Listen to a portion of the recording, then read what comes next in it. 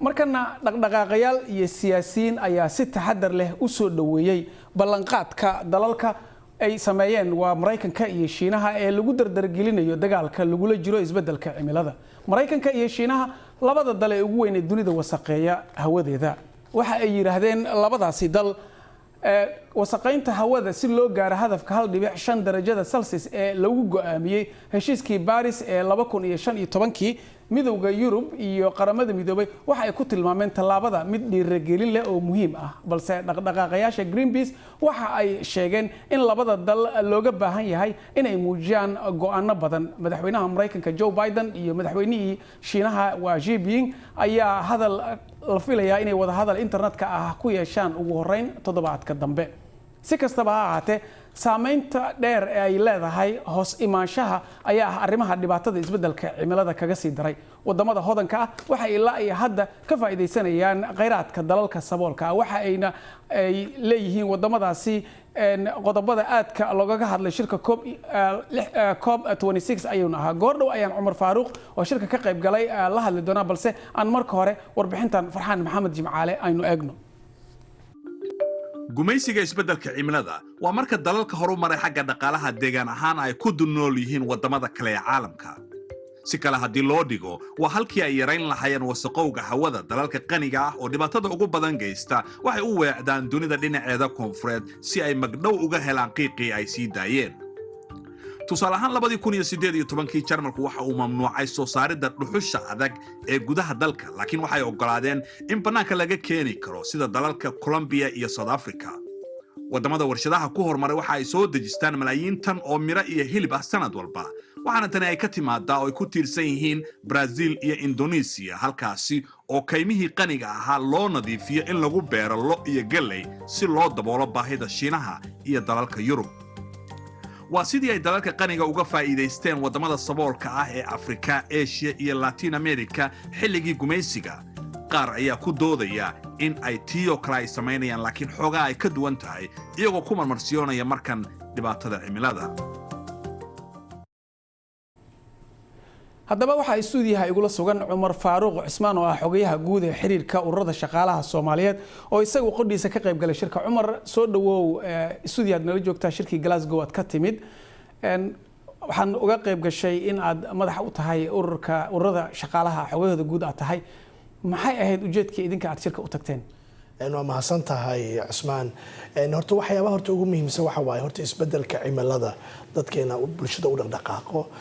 in aan horta diiradda saarno saameynta uu ku leeyahay bulshada Soomaaliyeed gaar ahaan shaqaalaha uu ku leeyahay iyo horumarka dalka iyo xasiloonida uu ku leeyahay. anaga waxyaabaha noogu muhiimsan oo aan diiradda saaraynay ururada shaqaalaha Soomaaliyeed gaar ahaan oo qayb ka ah ururada shaqaalaha adduunka waxay ahayd in la gaaro kala guur ku dhisan cadaalad ama waxa la dhaho just transition ka la dhaho dalalkeena يعني victim ka u noqday ama dhibaatada u noqday isbeddelka cimilada ama dhibaatada cimilada ay keenayso u noqday inay helaan kala guur cadaalad ku dhisan oo dalalka hadda aad ka hadlaysay oo kale China iyo Mareykanka ay ka hadlaysay oo aadka loogu eedeynayo inay wasakheynayaan hawada in ay siiyaan dalalkaanayto Janis ay kala guurkaanayto ugu faa'iideystaan ayagoon shaqada يعني shaqooyinka jira aysan baabaynin in energy-ga dalkana in laga faa'iideysto waayo dalkeena waxaad og tahay inuu yahay meesha ay ka bilaabato qaaradda Afrika marka laga yimaado Asia oo jugta ugu culus isbeddelka cimilada iyo saameynteeda uu ku dhacayo. waatahay Cumar jugta ugu culus ku dhacaysa tiri wadankeena dhawaanaad ka timid marka waxyaabaha adiga aad dareentay shirkiina waa tagtay wax badan looga hadlay maxaa kamid ah markaad Soomaaliya ka soo tagtay waxay u baahnaayeen in dhibaatadii haysi? horta waxaan aad ugu faraxsanahay markaan Soomaaliya shirka waxay la timid ajendayaal cadcad waxayna qaaday tilaabooyin muuqda oo arrimahan wax loo qabanayo. tusaale ahaan Soomaaliya waxay qayb ka noqotay dalabka laga sameeyo si cadaalad ah in loo kala guuro. waa koow midka labaad waxa waaye waxa loo guuraya waxa la yiraahdo renewable energy ama qoraxda ama hawada yani korontada ama waxa kale energy-ga lagu abuurayo ayaa loo guuraya. waxa kale oo muhiim ah in Soomaaliya codkeeda ay ku cadeyso xaddiga dhibaatada soo gaartay dalka oo daadadka fatahaadada iyo burburka dhaqaale ay soo gaarayaan bulshada. taas horta waxyaabo dalka muhiim ah. adduunyaduna inay fahamto ayaa muhiim ah laakiin waxa kale muhiim u ah oo maanta ay Soomaaliya soo bandhigtay waxa kamid ah in wada hadal bulsho loo baahan yahay dalka dhexdiisa waxa lagu dhaho social dialogue in lagu dhaho عمر شركة بريو سوق جبوبة مركا دلال قاني يكون سبولا نمشي ويسوق تجين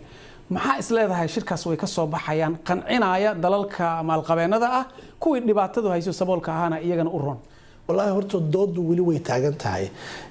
laakiin waxay u egtahay wax in hadda in lagu heshiiyay oo laakiin wixii ugu muhiimsanaa tusaalahaan anaga hadda ururada shaqaalaha kaleenta waxa aad noo dhibayso in laga saaray ereyga xuquuqul insaanka iyo xaqa xuquuqda shaqaalaha ay leeyihiin in laga saaray oo dalal qaarkood oo shidaalka soo saaro ay dhibaato u arkayaan oo ay dibadaabeynayaan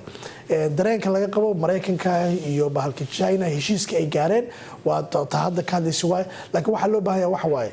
in horta la isla fahmo in dalalka qaniga ay garab istaagaan dalalka ay victimka u noqday ay dhibaatada soo gaartay laakiin aanan sababin isbeddelka cimilada ee dhibaatada weyn geysanayso taasoo hadda aad dareemayso dalkeena waxa daadadka fatahaadada iyo kulka oo sii kordhayaba inay yihiin waxyaabo aad u saameynaya isbeddelka cimilada aad baad u mahadsantahay Cumar Faaruq Cismaan oo sidii nagu soo booqday